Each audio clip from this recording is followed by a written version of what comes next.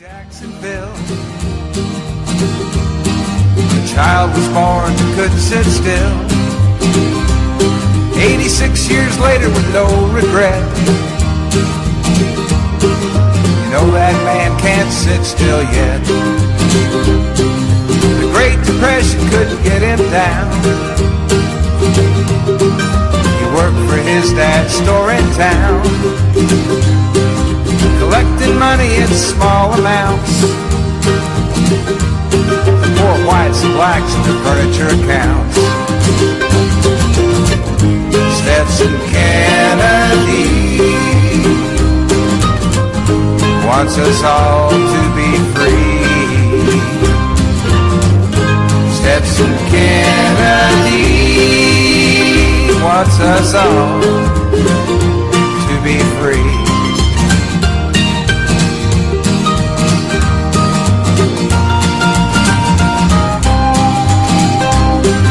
As he'd collect, he'd talk to folks. He'd hear legends, tales, songs, and jokes. Now this fine treasure he'd record and write. He was colorblind, didn't see black and white. Writer's project for the WPA. Zora Neale Hurston, he earned his pay. Crackers and blacks, they talk for hours. It was a barefoot history of this land of flowers. The week that was on the 2nd day of March 2019. From WBRN Radio and on the Boston Red Network. Numbers man here from the Jerry Pippin Memorial Broadcast booth. Another week in the bin, so to speak. DJ Trump met in Hanoi, Vietnam, with the chairman of the People's Democratic Republic of Korea, Chairman and as a result of the summit, there were no results to put forward. At the same time, one of a former henchman of DJ Trump, Cohen, that's on his way to prison, testified before Congress. He was there for 3 days, and he talked about the relationship with Trump, what Trump's commentary on African Americans, and why he assumed African Americans didn't vote for him. They were stupid. Well, that is a value judgment there, and we'll have to look to the history to determine what is going on there. DJ Trump's ploy into foreign policy, which would have been his strong suit, because generally speaking, when the president goes into office as a domestic president, the same thing with Barack Obama, and of course he ended up with a Nobel Peace Prize. Trump will not be able to achieve that feat. But he could have achieved something, and of course he has some time left. He could have another summit. He's got nothing else to do, quite literally. And we had various machinations. We'll get into those in the Congress between Blue Dog Democrats, so-called Blue Dog Democrats, conservative Democrats that were elected in some of the seats that are occupied by Republicans.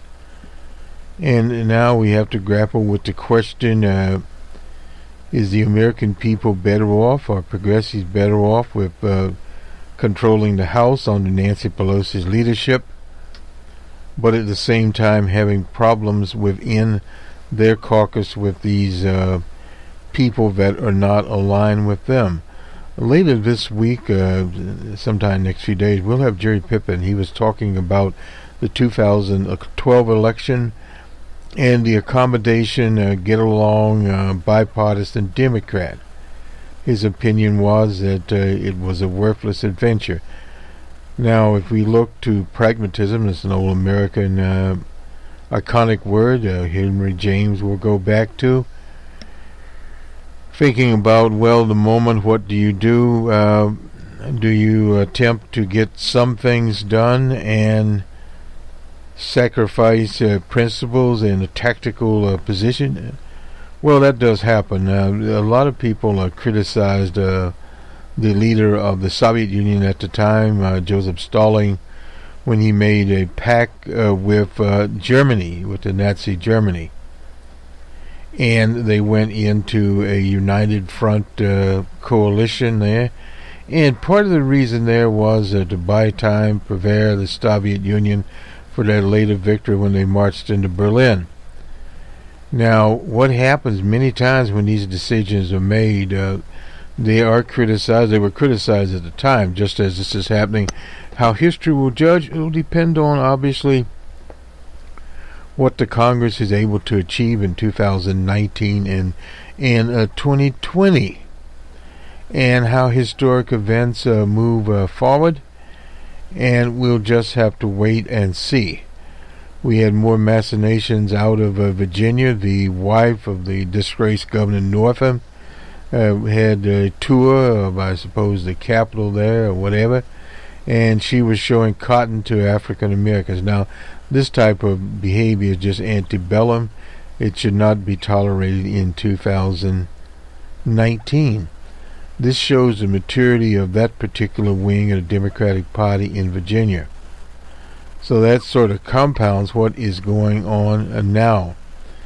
And we also, from our newspaper readings, saw some increased criticism of Representative Omar of Minnesota in statements that she supposedly made and about lobbyists and foreign lobbyists. Well, G.J. Trump and the Democratic Party has talked about Russia, talked about China as quote-unquote interfering, and before that it was actually contributing money to campaigns, and the situation that lobbyists play. Manafort was a lobbyist. He was a registered lobbyist for the Ukraine. That came back to bite him in the ass, so to speak.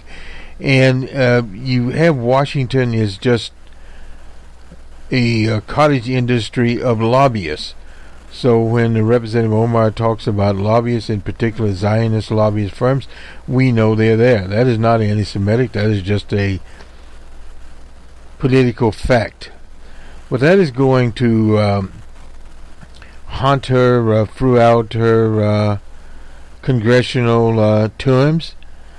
If she can be reelected, we'll have to look to see to that particular fact.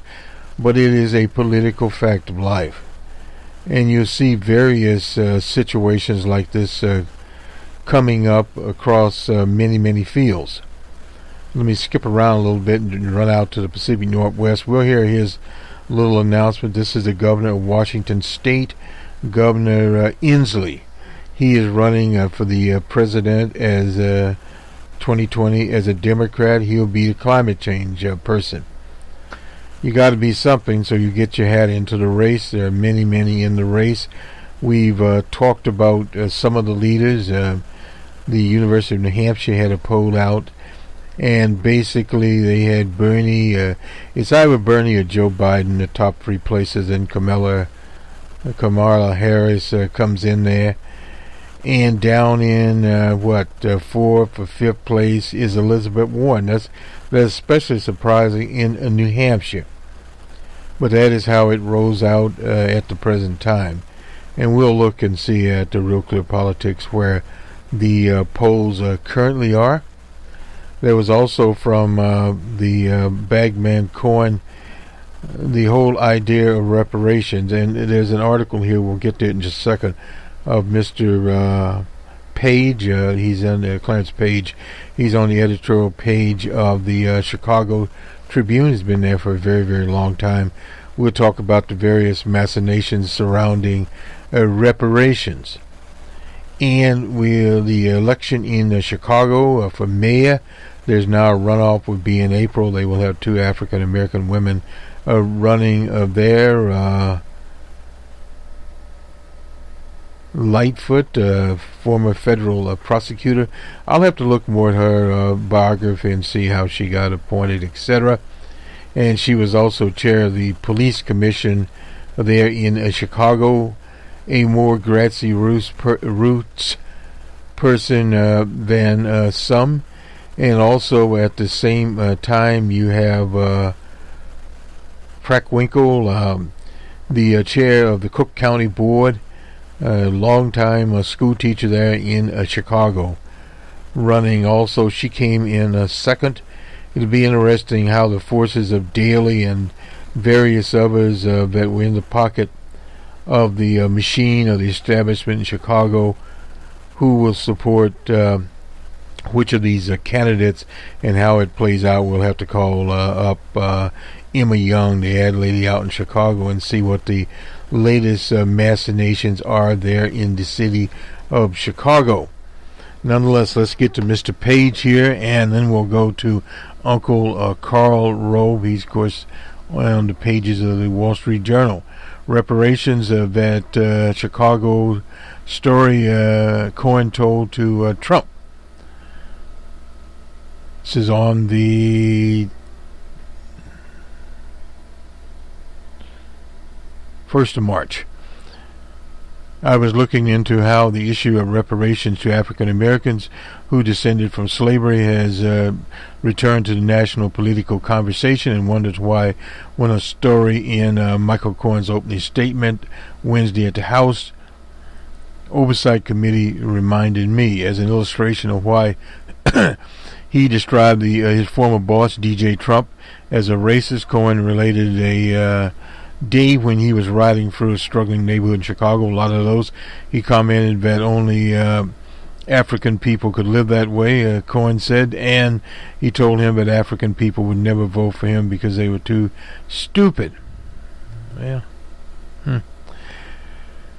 Right. How could we use black people's sensible resistance to Trump's heartfelt appeal for our vote? What the hell do you have to lose? That's what he said there. Well, I guess that's a very good question.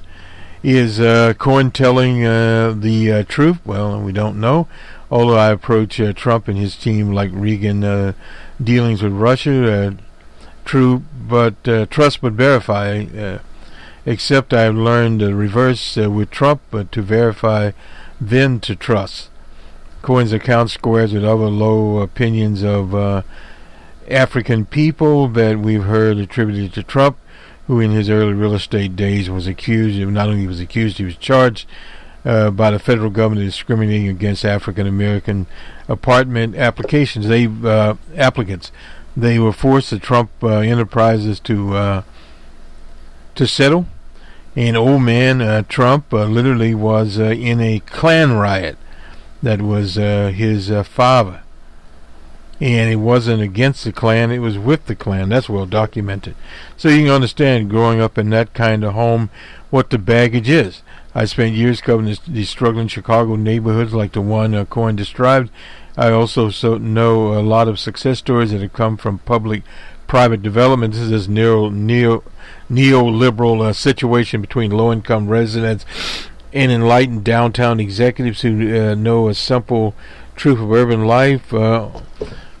Inside every ghetto, there's a neighborhood struggling to make a comeback. I think neighborhood development can be a form of reparations, no doubt about it. Jesse Jackson said in as much, the whole struggle to just get a job, that is something African people had, that we talk about in slavery. The idea now is to get development, but again, the public-private development has not served African Americans very well. Example is in an ex-city, they build a stadium or whatever, a building. There are a few construction jobs there, and later people get to work in concessions and take tickets, etc. Low jobs. They normally do not get into the management of the sports facility or jobs that are actually meaningful there. Now, reparations is an issue that began around the end of the Civil War. In 1865, the General William Tecumseh Sherman issued special field orders to grant each freed family 40 acres of tillable land in the Sea Island around Charleston, North Carolina.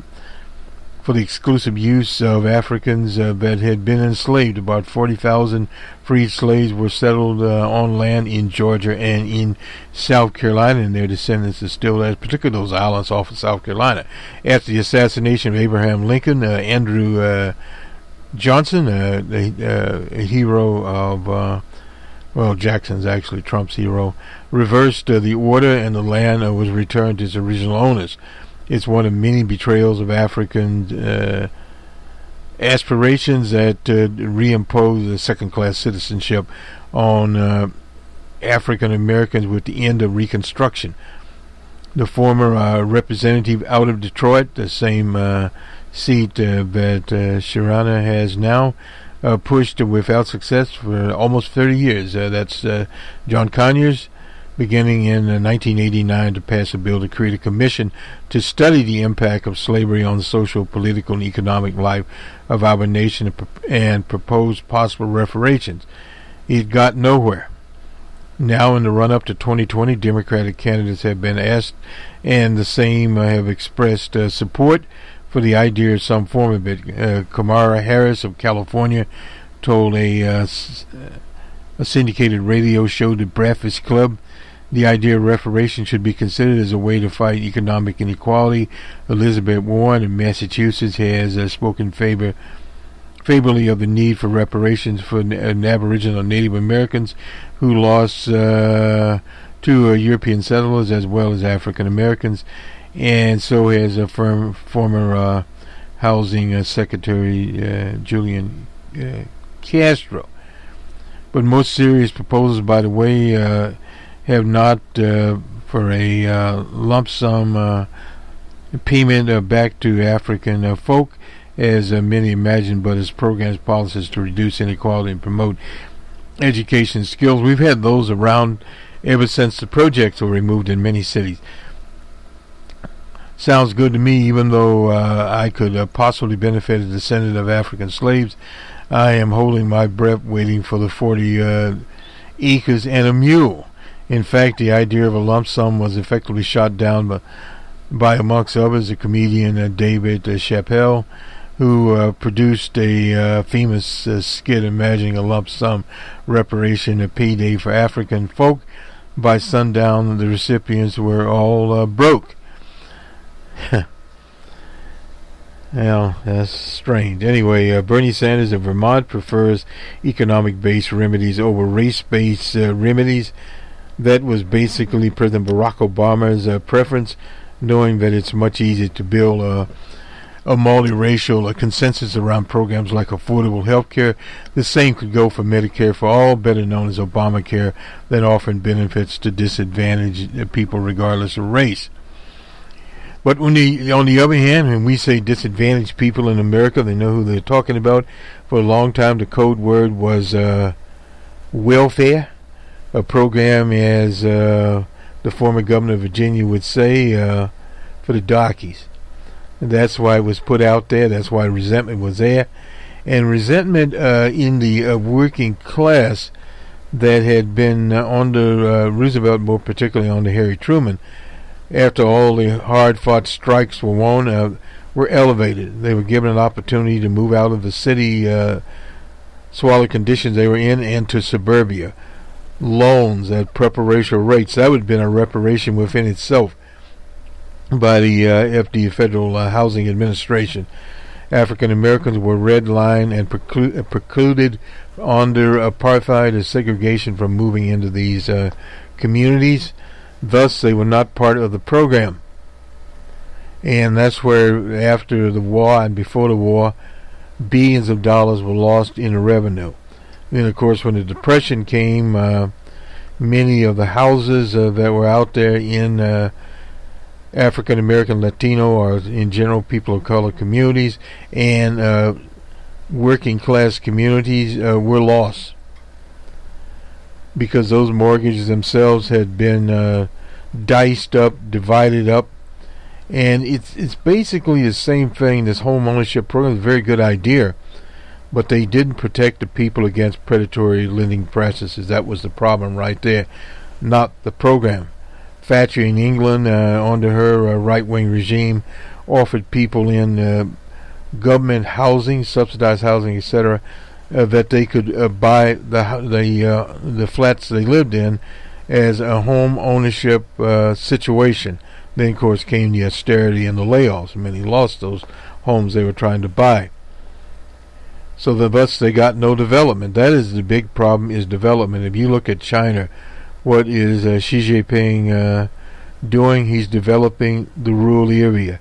He's developing the Chinese cities as quickly as the Communist Party of China can. Same thing in Vietnam. The government there has been about development. They have upgraded their education system, as in China.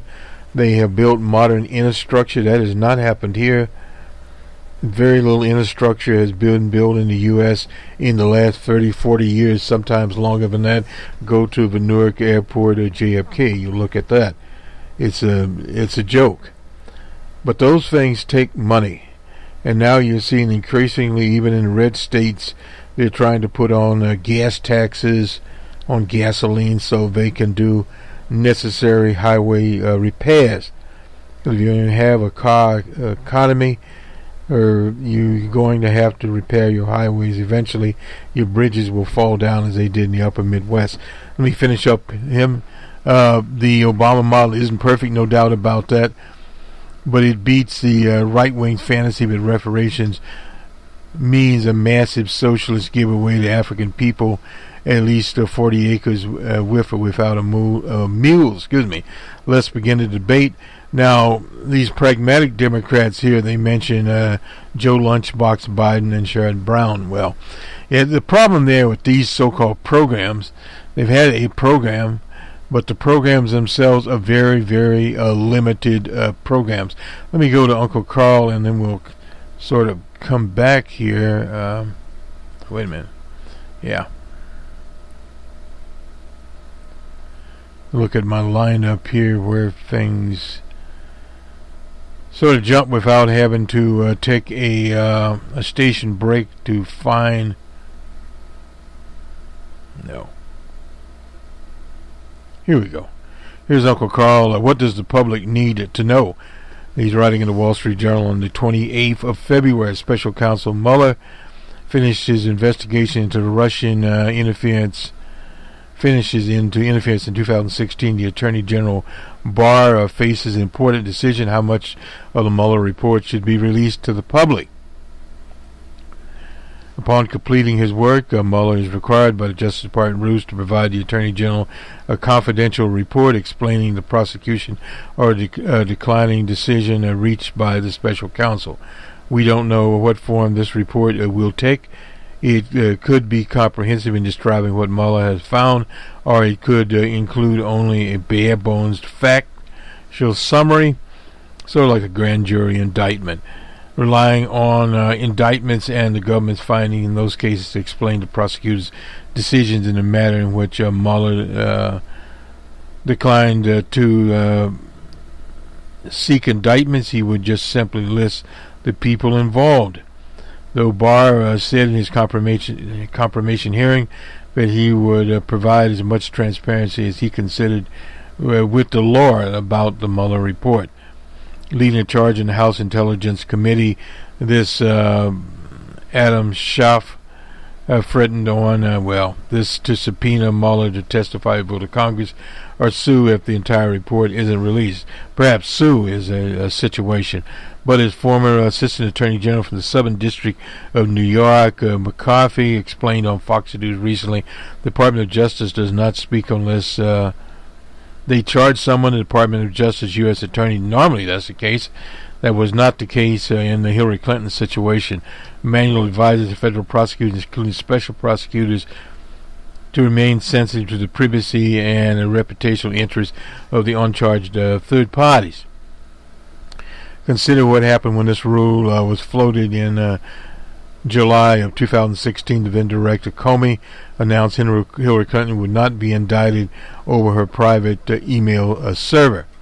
Comey's first mistake was to think what he called this to make.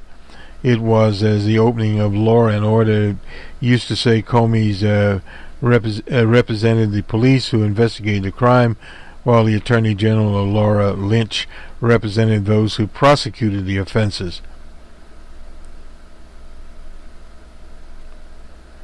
Mr. Comey represented the police who investigated the decision was hers, but after meeting with Bill Clinton on the tarmac, that was stupid, was stuck responsibility and let Comey violate department policy and fundamental principles of U.S. jurisprudence. Well, he's wrong about this. It's not U.S. jurisprudence. It would be administrative law. In other words, in the Justice Department. Jurisprudence is a philosophy of law. Oh well. Anyway, Comey made matters worse by blasting Mrs. Clinton during the announcement, saying that she and her aides had been extremely careless in their handling of the very sensitive and highly classified information, and should have known that an unclassified system was no place for emails about matters classified at the top secret and special access level. But they didn't find any on her server. He then cascaded them for generally lacking in the kind of care for classified information found elsewhere in the government. At least Comey did discuss the specific shortcomings of Clinton, and each of her aides swept up the investigation. Still, his conduct was wrong, disrupted to Clinton's presidential campaign, harmful to the country. His justification was a case of intense public interest, no doubt about that, created by the commercial media, and it's unfair and inappropriate for prosecutors to slam public figures whom they aren't charging with a crime. Now that's very, very dicey. Comey should not have came out with that, but then he was in a situation where he had to say that she had not been indicted. Let me get the Democratic centralists here, push back against party's liberal surge. They claim it's a progressive surge, not a liberal surge. Anyway, from the halls of Congress to the presidential campaign trail, Democrat moderates are beginning to push back against a wave of liberal energy and shoot-the-moon policies who've captured the party's imagination over the last 2 months. They worry that the sweeping proposals and hardball tactics of liberal firebrands that could alienate centrist voters in 2020 as they hold out hopes the Democratic primary voters will focus on defeating Trump and will check the party's move to the left. Well, that's a situation that happens on the campaign trail. The moderates' concerns, just by putting it here, those concerns are amplified. Appears to threaten our colleagues if they do not toe the liberal line. Now see, this is a progressive line, not the liberal line. At closed-door meetings, the House Democrats AOC, as she is known, has said some of her colleagues could find themselves on a list of primary targets, no doubt about that, after they vote for Republican amendments requiring undocumented immigrants who are trying to buy guns to be reported to the U.S. Immigration and Naturalization Service. Well, you need identification to buy a gun to begin with, according to people in the room. And nonetheless, now this is a neat trick here. Goffenheimer of New Jersey, co-chair of the so-called Bipartisan Problem Solvers Caucus, said he had confronted party leaders about such threats, which also come from the Justice Democrats, a liberal group backed by Ocasio-Cortez. Being unified ensures that Democrats aren't primarying over setting Democrats. Goffenheimer says, well, that's not necessarily true. That has always happened. Some warn that imposing a purity test could lead Democrat version of the conservative Tea Party. The problem there is the Tea Party started out, and Goffenheimer didn't know the history, in the offices of a Republican consultant. That was the issue. Money was put up by the Koch brothers and others to launch this so-called grassroots effort, which was not a grassroots effort. So in other words, the Tea Party has disappeared. I assume all their properties and offices are now closed but they are now the Republican Party. This prepared the way, and if you recall, before the Tea Party, you had the militia movement. So there's been organization of a very extreme right-wing forces for a very long time across these 50 continuous states. It's not just started now. The question is back to how to best approach this. Now, these people, these so-called moderate Democrats, they're there. But will they be there? We've seen that tape ran before a record played. Many of these so-called moderate Democrats, blue dog Democrats, ended up losing their seats anyway too. Republicans, this could very well happen to them. So where does that leave us progressives? Well, that leaves us progressives organizing. Organizing is the feature. That is why Bernie Sanders is running for president, is to get the people organized. We have to run Bernie, win or lose, because we have to get this country organized the best we can. And you only do that by running progressive candidates. You don't run blue dog Democrats. They're not going to get the progressive agenda going. And particularly young people have to understand that, as President Obama said, it will take more than one president. In 2020, where it's a goal, but it's not the ultimate goal. The ultimate goal is to get the people organized. You'll see some of the fruits of organization. Whether or not they defeat DJ Trump will be much on whom the candidate is, what the tactics are, and as we don't see fallout from the Democratic Party, its Central Committee, disrespecting progressives. And this whole corporate media hullabaloo here, and on behalf of some of their lackeys, some pundits, etc., talking about the tenor of these progressive Democrats. They can keep on talking. The progressive Democrats are not going to stop being progressive. They can forget about that. Medicare for all will be out there. Whether or not it's put into the final election platform for November, we don't know, because a candidate could run and not run. That's sort of like the reparations out there. But the whole idea is to get off this base of neoliberalism. They have to fight this. Michael Bennet, he's another one of these characters out here, referred to the so-called House Freedom Caucus, another joke group of purist Republicans offer and oppose legislative compromise. The whole idea here is not compromise, it's giving away the bank. Now, that is the whole situation. What Bennet does and Bennet doesn't do doesn't really matter. Some character from Zoni from Alabama said the perception that the party's primary vote is enthusiastic liberal is not based on data. Well, it is based on data in certain districts. There's no doubt about that. And you go to cite a pragmatic streak. 54% of Democrats and Democrat-leaning independents want the party to become more moderate. The party is moderate. Only 41% want it to be more liberal. But if you look at this, contrast to Republican allies, 57% want a more conservative party. Well, they're already a conservative party.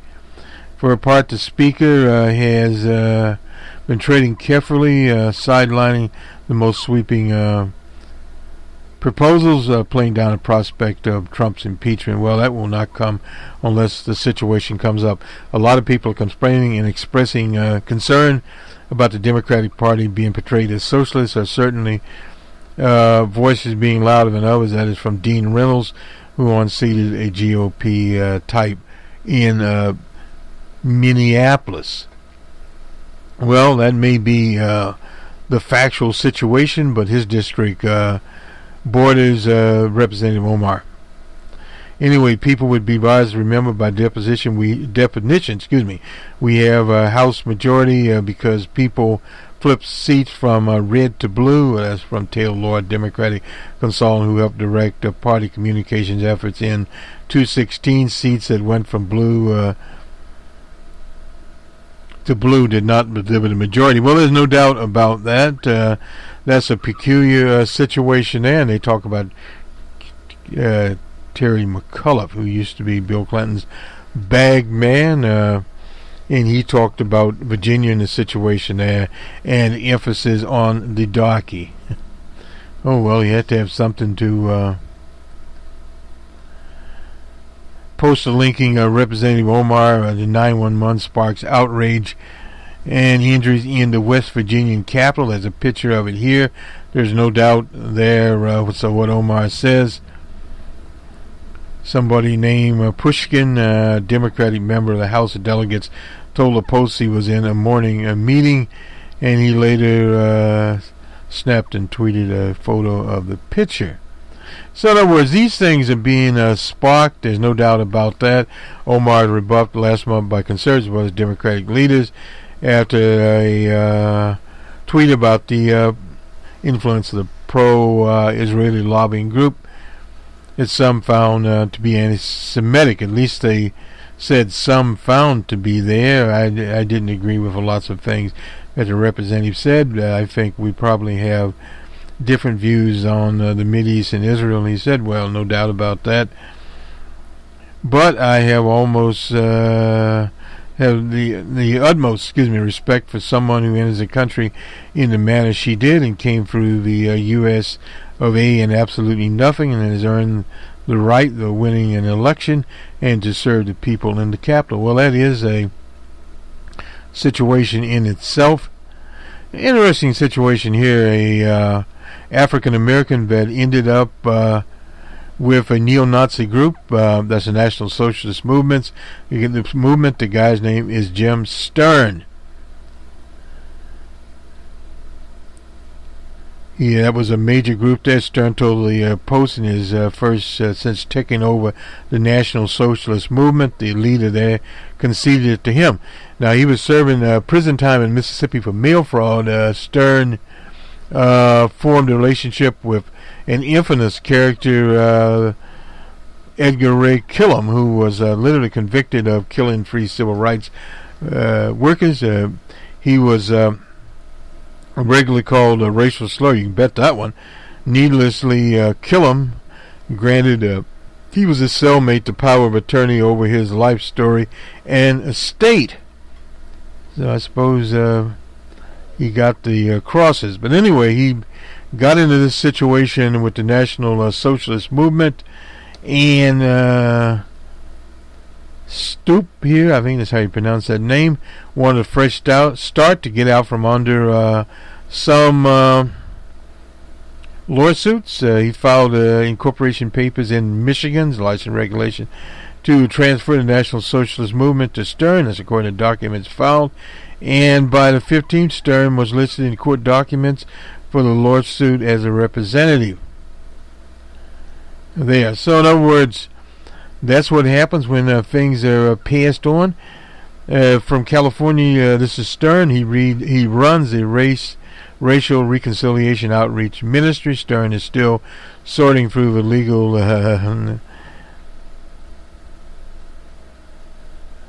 intricacies in his new leadership entails. Well, no doubt. He's currently listed as the attorney representing him in court filing, but the judge ruled that he cannot represent National Socialist Movement because be the lawyer, because the corporations are not legally authorized to represent themselves in court. So he has to be representing someone else. And I don't know if he's barred or not. What the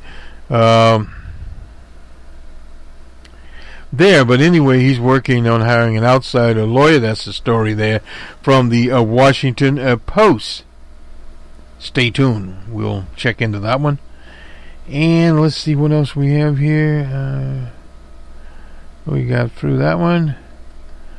From Amy Klobuchar card here. Amy Klobuchar said that she will do a better job in the treatment of staffers as more former aides share their stories, sometimes abusive behavior. Senator Klobuchar vowed on Friday to improve her relationship with her staffers. The Minnesota presidential candidate is trying to rise from a large field of competitors, as a story about her treatment of workers long shared privately amongst Democratic operatives and insiders spilling into the public. Well, they did spill into the public. There's no doubt about that. BuzzFeed put it out there. I'm critically proud of the work our staff has done, and I would have not been would not be here without an amazing staff, she said in a statement to the local paper, the Tribune. I know I can be tough. I know I can push people too hard, and I always know I can do a better job, and I will. Even some of the veterans acknowledge it's a tense work environment.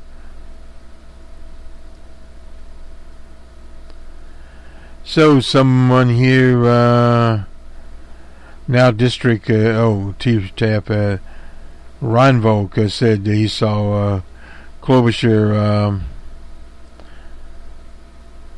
to this Dean Phillips character, lose her temper, and remember her once throwing a pin in frustration, and said her expectations were at the time unreasonably high. She said that she could also be funny, charming, and no doubt about that. It's sort of the way I describe is like a Navy SEALs training. It's not intended to be fun anyway. So the newspaper interviewed former staffers, described mutual kinds of behavior there, frequent angry outbursts over minor issues, oh boy, regular criticism, and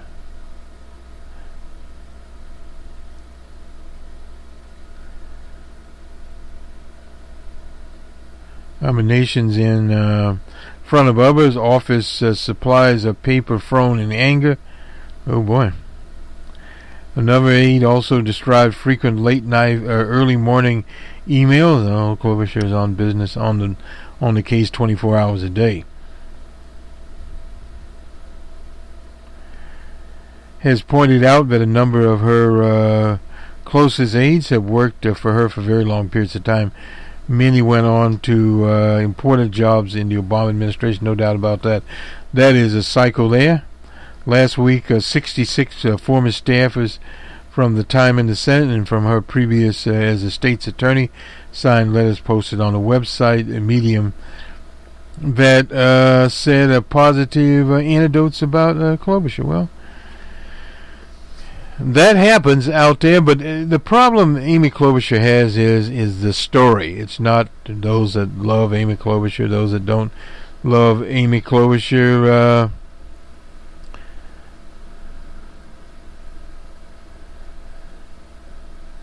One fellow here that evidently worked there said in high-pressure environments.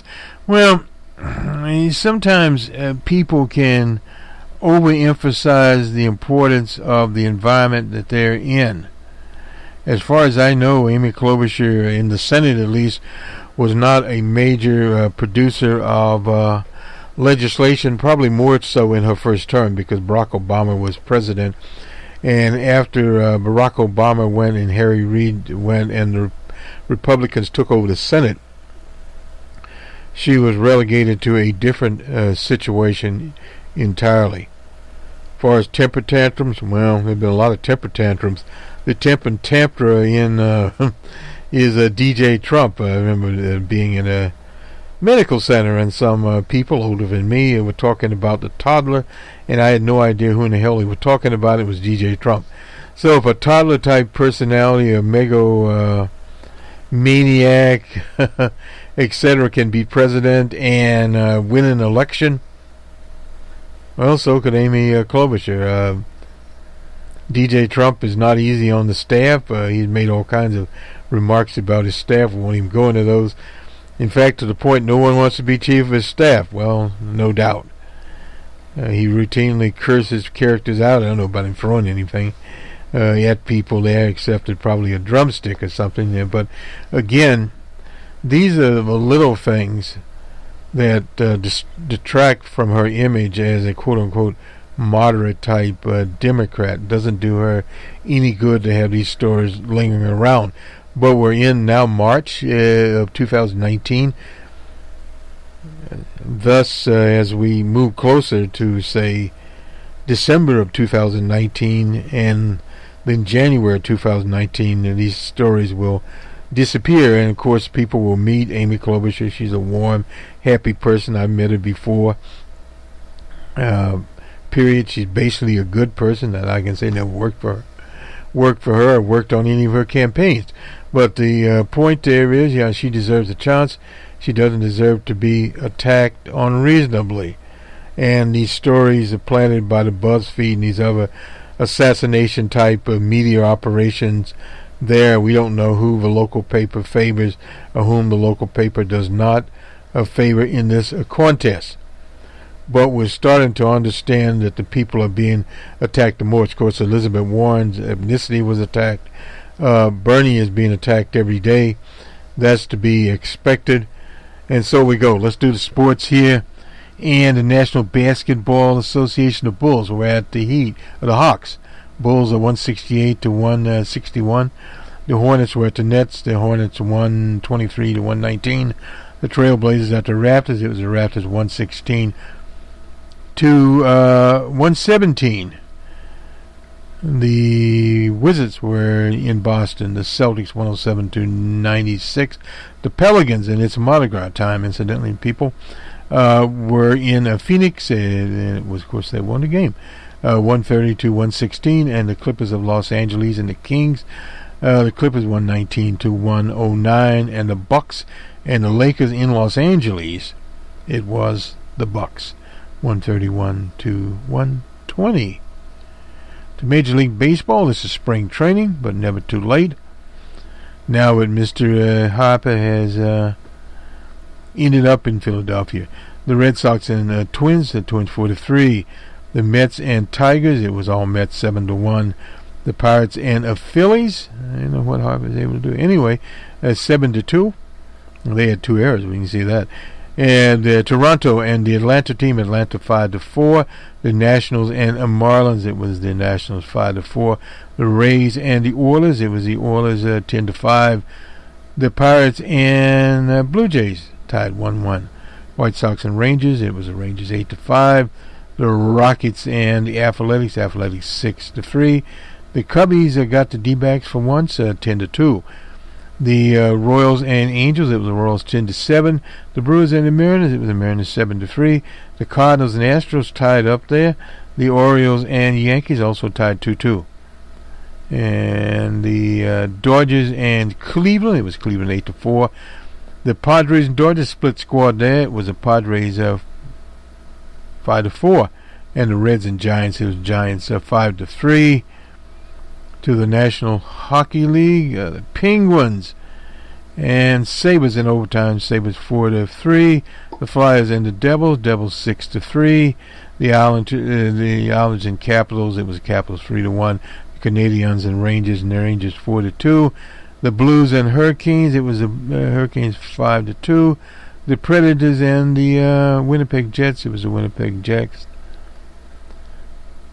5-3. I sometimes have to, yeah.